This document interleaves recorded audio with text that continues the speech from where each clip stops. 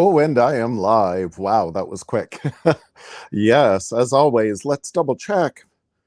Make sure everything is good. Oh, there's so much to share, as always. I know it'll go by really quick. So, let's see. I should be live to Genome Canada, Facebook, live to Genome America, Genome Sewing Machines. Live. There I am.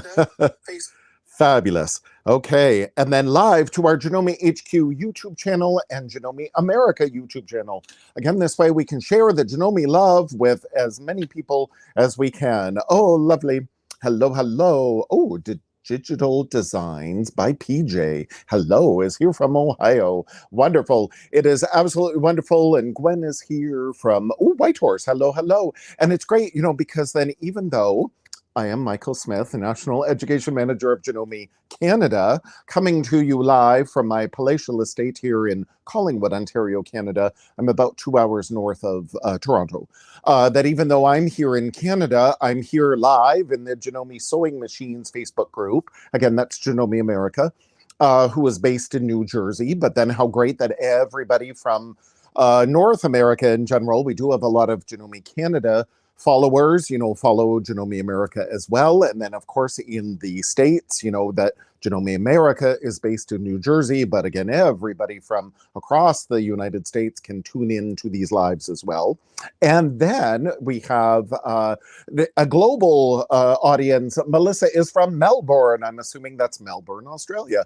And, I do a weekly Genome Canada Instagram live every Wednesday at 1 p.m. Eastern.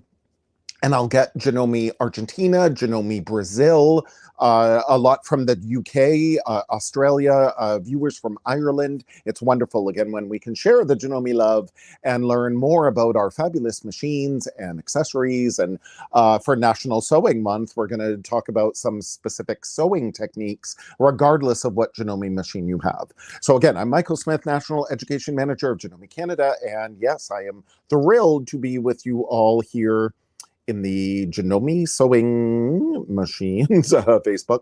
I always have to, pause and get this camera flip. Again, you see my big finger. There we go. My fabulous CM17 here today. Yeah, sewing, quilting, and embroidery. But again, what I'm going to talk about can be done on any Genome sewing machine. And specifically, I'm going to talk about how do we get these sharp corners. Specifically, I love doing home decor. This is a pillow off of a chair in my living room. The cat loves to lay on it, so there may be some hair. But there, do you see that nice sharp corner? And specifically on these pillow covers, look at that, perfectly sharp corner, no dog ears, as we sometimes call it. If you're doing, sometimes they go like that. Have you ever seen pillows? And the edges go like that. They sort of, bow out like, again, a dog ears if they're nice and alert. So this, perfectly flat, perfectly square, beautiful sharp corner, and how to achieve that. So that's what I'm going to talk about today. Now, it's not only in home decor, but yes, things like cuffs, again, right up here. Now, this edge of the cuff, isn't it great? If the corners are round, we don't need to worry, but sometimes we want a square cuff like this. Or again, a collar, beautiful sharp corner. Look at that sharp top stitching as well, using my Genome 1/4 inch foot to get that beautiful 1/4 inch top stitching, and again, that nice sharp corner. So there's many applications for what I'm going to share with you. And as well, we're going to talk about some quilt binding. So as usual, I've got to really go fast because there's lots of tips and tricks. So when I'm doing my pillows, for example, here is my pillow form. You can create your own. But this pillow form, what I like to do, and again, everybody's got their own techniques and everything, but I just like to measure my pillow cover, again, measure across here. And in this case, it's 15 inches. Oh my gosh, Evelyn's from Scotland. Hello, talk about a global audience. I love it. So I measure my pillow cover here, my pillow insert, and in this case, it's 15 inches. So when I cut my fabric, I just cut a square 15 inches. I didn't bother Again, adding seam allowances. Oh, where's my original piece? That it's a square. Oh, where is that piece? Where is my square? There is my square. I just cut my square piece. Again, 15 inches, a 15-inch square. But to avoid those weird dog ears, then this is something I like to do. And again, how to achieve those sharp corners. Now, typically, when we're doing, again, these pillow covers in particular, and a lot of the instructions will say, you know, this is my half scale pillow cover, just to show you more easily. So if this were my pillow cover, again, they tell us to sew all around. Again, maybe we'll leave an opening to flip it right side out. Maybe there's a zipper here in our seam. But again, we start on one end and then we sew with our needle down, and then we pivot the corner, you know, and then we sew this seam, and then we sew, I guess it would be, let's do in the direction of which we're sewing. So I would start, whoops, sorry, I would start here, and then I would sew, and then with my needle down, then I would pivot, and then I would sew down, and then drop my needle, and then pivot and go down to each of the four corners. And then we would go along, as I've done here, we'd go along with our scissors. Again, I love my 4-inch mini duckling scissors. We would trim that corner and trim this corner very close to our stitching in order to help reduce the bulk of that corner. And then when I flip it right side out, then there's a couple of things we can do to help try to get all of that bulk out there. Now, don't be tempted to, here's my fabulous, ooh, yes, 9-inch big dressmaker shears, Janome scissors. Don't try to get your scissors up in there, as we've all done, I think, at one point. And then, oh, you can go through your line of stitching. Instead, you use your bamboo point turner. I've had mine for about 30 years. So again, you invest in these good quality sewing tools. They'll last you forever. So we would then poke and poke and poke this corner, and sometimes you can poke your tool right out of there because it's still so bulky. I just can't get that corner as flat and as nice as I would like. And then a lot of times when we do these corners, because we're poking so much, again, we end up with these funny shaped corners that, again, we call dog ears. So instead, we do what I learned many years ago. For those who are old enough to remember, do you remember Nancy Zeman from TV's How To Sewing program, Sewing with Nancy? She was on PBS for years. I just adored her, and I learned so much, especially when I studied fashion design many years ago, but also she did home deck and quilting and everything.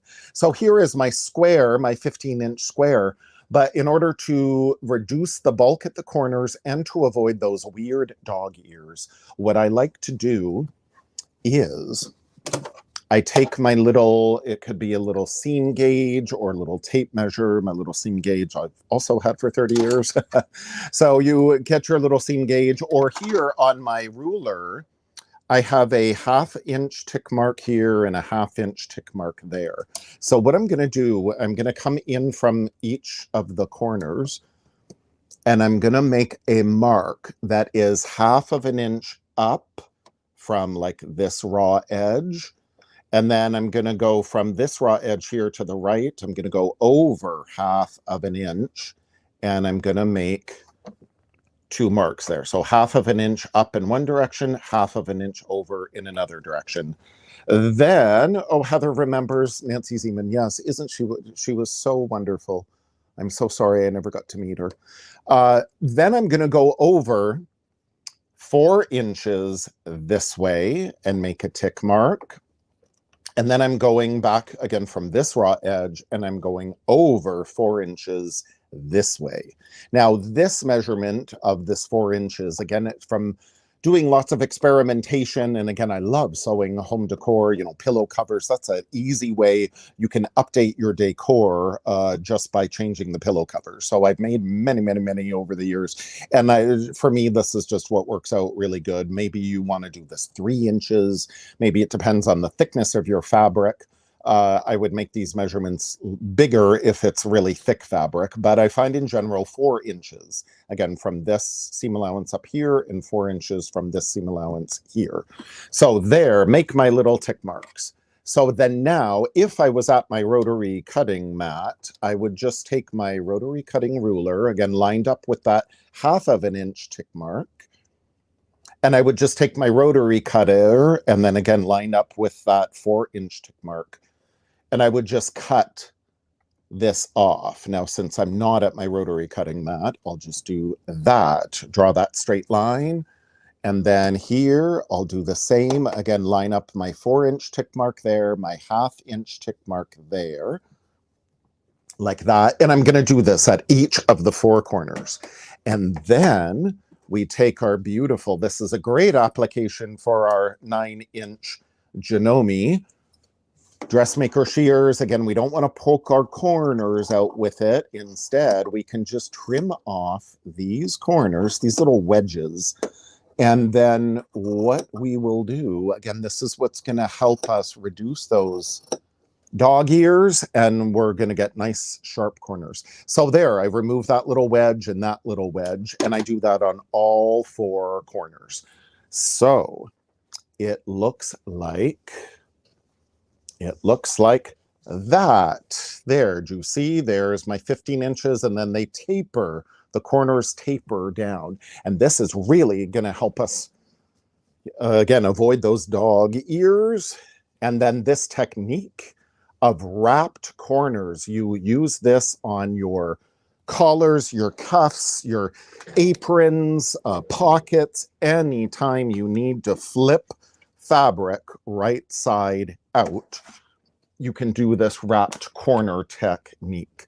So I just so happen to be using my AccuFeed Flex Foot here today on my Continental CM17, and you'll notice as well, now I could use my regular presser foot, but I really love to use the AccuFeed Flex Foot. And specifically, we can engage, again, make sure that we engage either the AccuFeed, in this case, or, oh, sorry, that's my feed dogs. There's my, there's my AccuFeed button, boom. And now, do you see it switched to that AD AccuFeed Flex zigzag foot. So that is my regular AccuFeed to engage those upper feed dogs. Or here on the fabulous CM17, we can go into our functions menu, and all of our Continental machines, again, we've got this manual dual feed. So now I can turn on manual dual feed, and then boom, here it is. So I can use almost every stitch in the machine with that manual dual feed. So that's 2 ways that we can activate AccuFeed for our Continental machines. Now, in this case, I have my straight stitch needle plate on. As you notice, all my other stitches are gone, but you could use your zigzag needle plate as well. But since I'm just in straight stitches, I like using that straight stitch needle plate. And oh yes, I'm using my fabulous cloth guide that comes with the CM17 and is now available for your Continental machines. Again, like Continental M7, this is a available accessory. I love this cloth guide. Now, because it's so huge, it's only available for the Continental machines. But with this cloth guide, again, typical home deck seam allowances. Do you see there's the 1/2, there's a 1/4, half of an inch, 5/8. So I'm just going to line this up, that little red mark there, with that 1/2 inch, and I'm going to lock it into place. Now, I do have a 1/2 inch mark here on my patented needle plate. So we just drop in that cloth guide. Again, I remove the bobbin cover and then put in that cloth guide. Now, you double check whatever Janome machine you have. There probably is a cloth guide either included with your machine or is available separately. And I love using it because of, again, the fence here So we are totally accurate in our seam allowance. And again, when I put up this little scrap of fabric, I can see way up here on my patented needle plate, there's my 1/2 inch mark, and it lines up perfectly. So we can always do that little test first. Or again, we could take our little seam guide and measure from that fence. There's my 1/2 inch line. And yes, it's going to line up directly with that needle. So that's going to be great. So when we do this line of stitching, what we're going to do is from one raw edge to the other. Again, a lot of instructions tell us to go, we're going to come in our seam allowance and then pivot at each corner. But no, we're going to go from one raw edge to the other. And then again, you won't be sewing from the side as I am.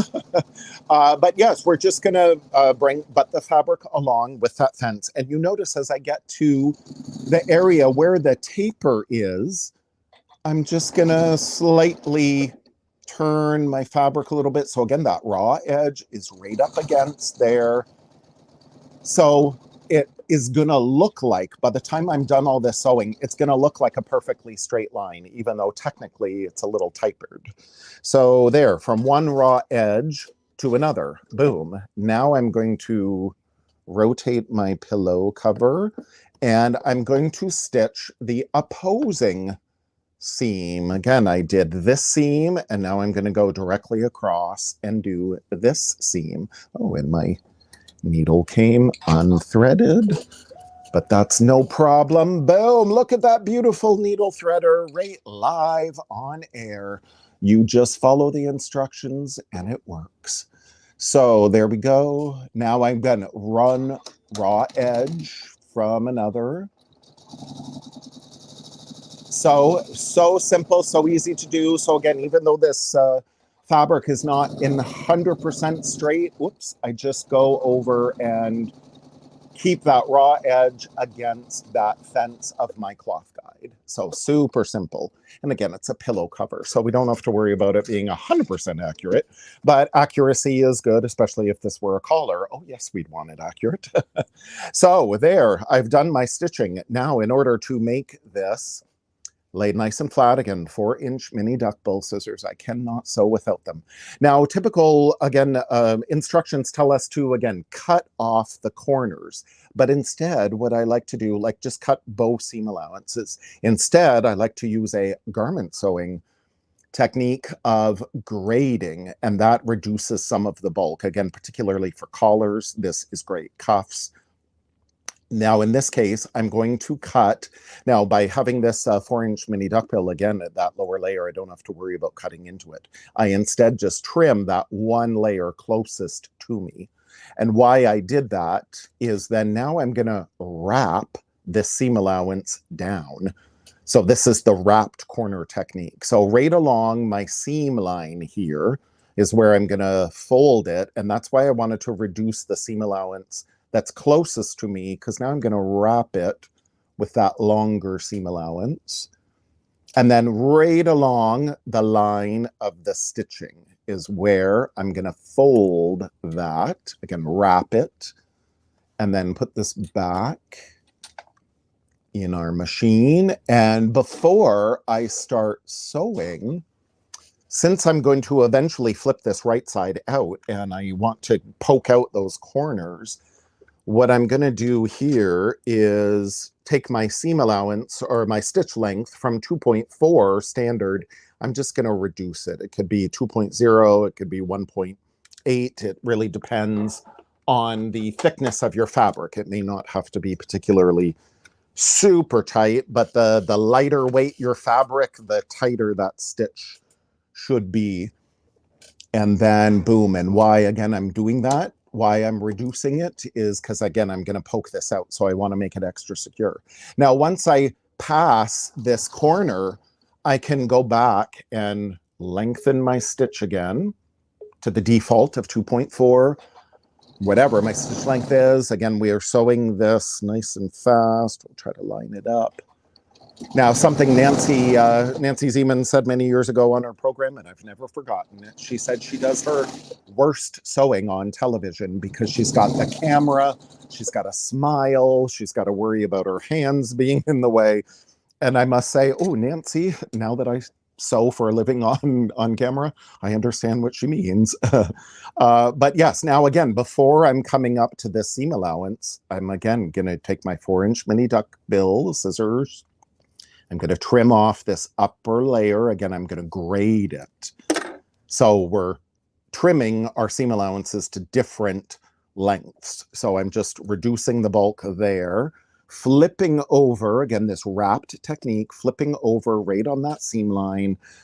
We can use our little stiletto, something else I've had for 30 years.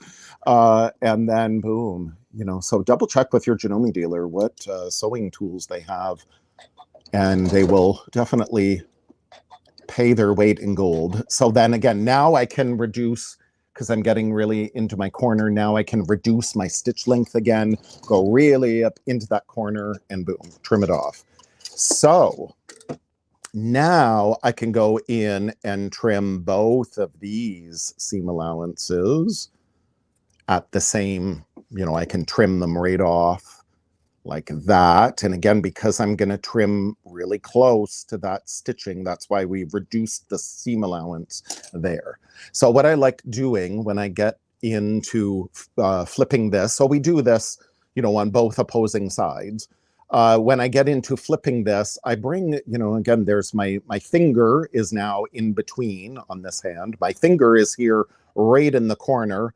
I take this thumb to hold it, flip it right side out, and we can just do a little wiggling, and look, without even, I didn't even get in there with my bamboo point turner yet. Look at that. Look at how sharp that corner is.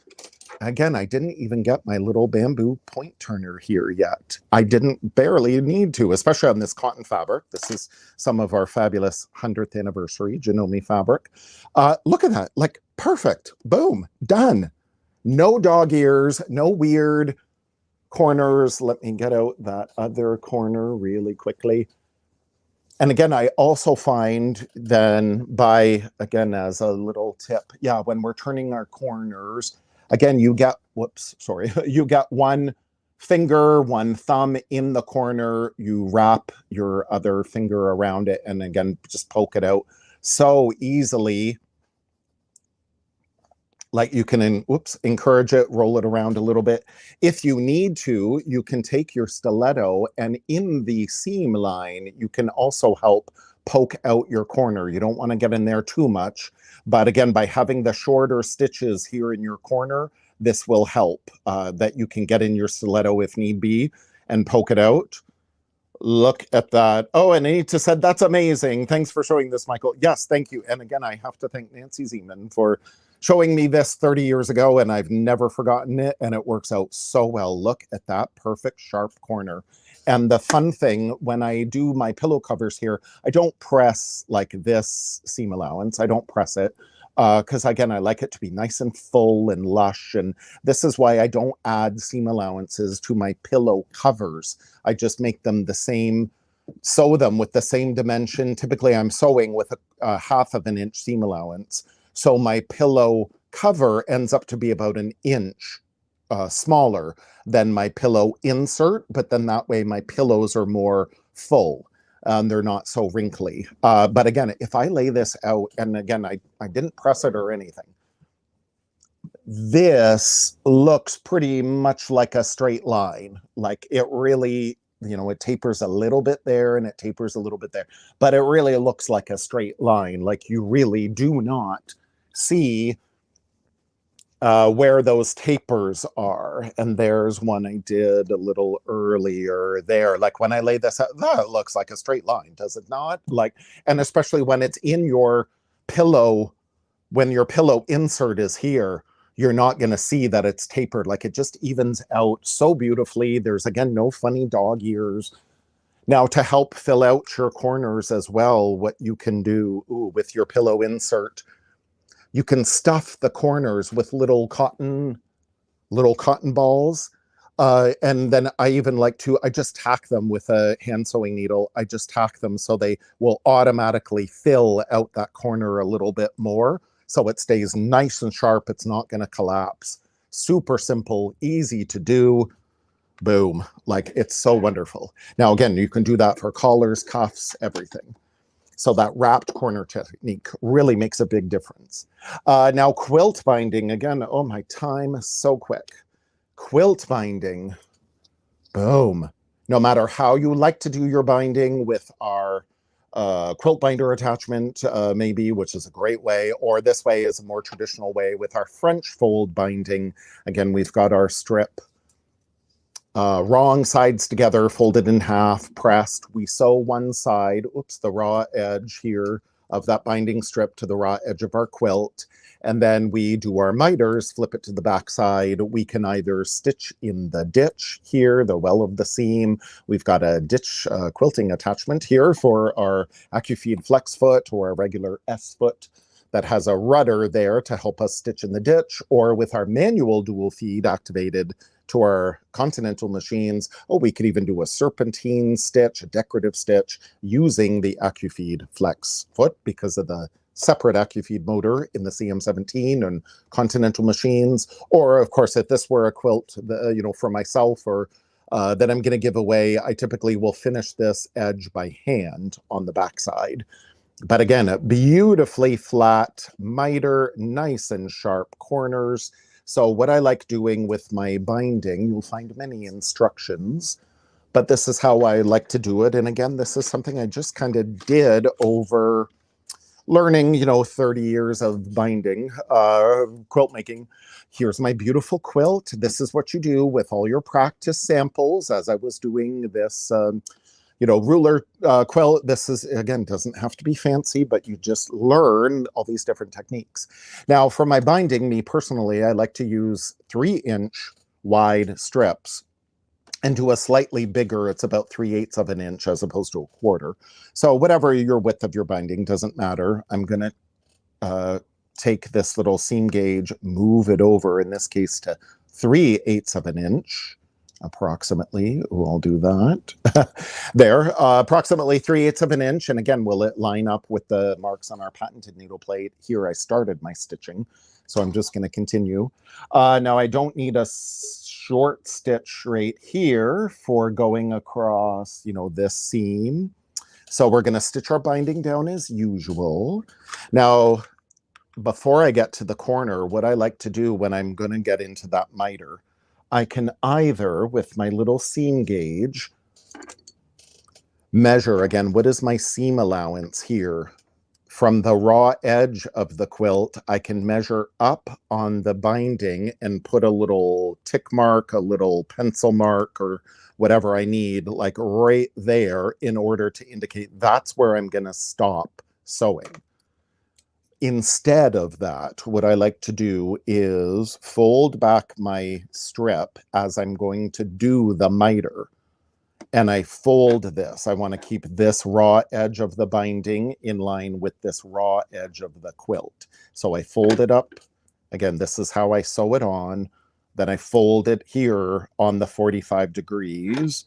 This is one, you know, straight line, straight line. And then I make a crease mark here.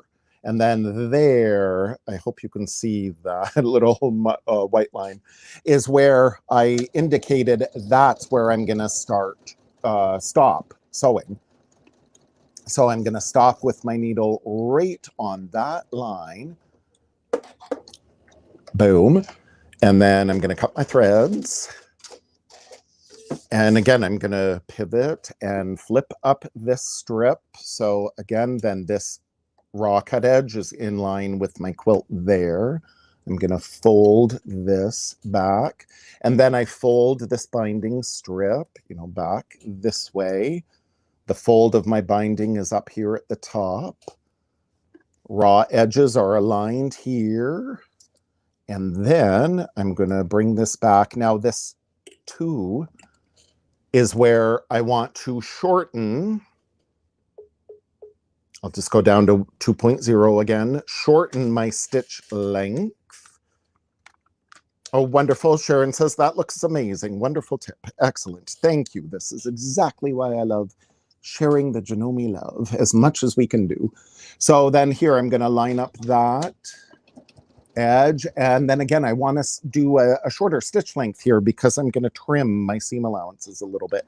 Once I get past the corner, then yes, I can go back to normal and boom, there we go. And boy, the time just flies, doesn't it? So there, cut that off.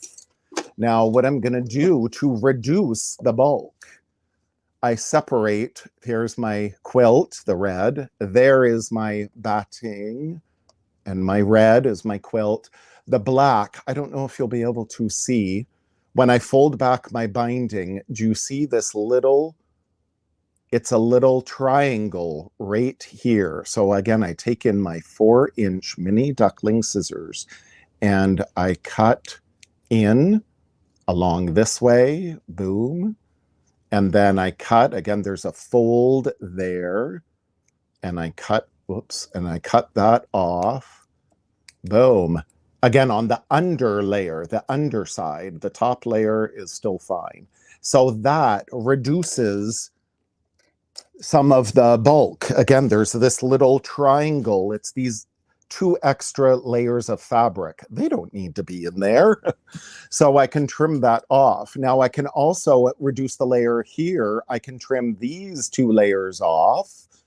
And then again, now my little corner is gone. I trimmed off these. I'm gonna leave this though. I definitely want my batting and my quilt. I don't want to trim that corner because it's gonna keep my edge of my batting, edge of my binding nice and sharp. And again, when I fold this out, boom, and fold this to the back side, and again, there is the miter, and I pull this out and fold this to the back side there.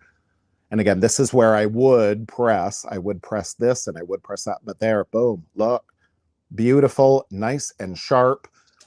And again, on the back side, we wrap this binding over, and this is why I like bigger binding, because then again, this edge is bigger. It passes that line of stitching. So this is where I could use that ditch quilting foot, or I could do a decorative stitch, or I could do this by hand. But again, even on the back side, as I fold this over, like, look at how beautiful, sharp that is, and mainly flat. It is a flatter finish on your binding. So it'll work out beautifully, especially if you're going to sew that by machine. So it was so good.